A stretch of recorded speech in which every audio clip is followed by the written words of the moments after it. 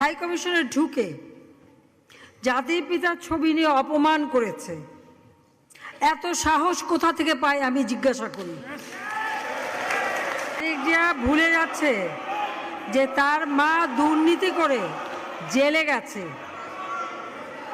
আস্তে আমি আমার প্রবাসী যারা বাঙালি, না আমার প্রবাসী বাঙালিদেরও আমি বলবো যে যারা এই ঘটনাগুলি ঘটিয়েছে তারা চলাফেরা করে না, তাদের দেখেন না।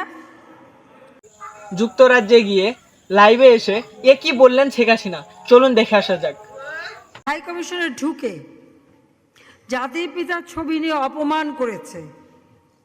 এত সাহস কোথা থেকে পায় আমি জিজ্ঞাসা করি।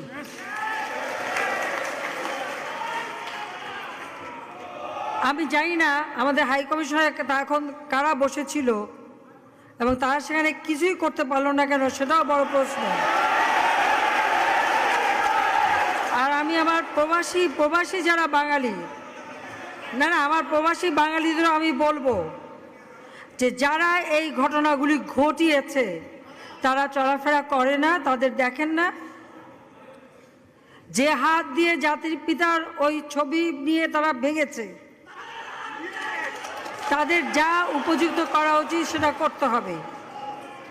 কারণ জাতির পিতার নাম মুছে ফেলার চেষ্টা করা হয়েছিল, তো তারিখ যেহেতু দূরের কথা, ওর বাপ তো চেষ্টা করেছিল এই নাম মুছতে।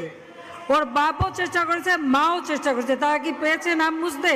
পারে নাই। ইতিহাস কখনো কেউ চাপা দিতে পারে না। আর জাতির পিতা তার 7 মার্চে ভাষণে বলে গেছে যে বাঙালিকে কেউ দাবায় রাখতে পারবে না, পারে নাই দাবায় রাখতে। তা আজকে এত বড় দুঃসাহস হয়ে যায়।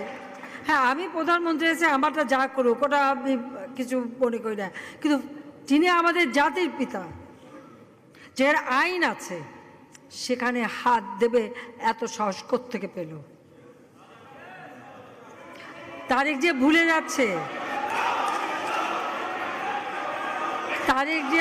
যাচ্ছে যে তার মা দুর্নীতি করে জেলে গেছে।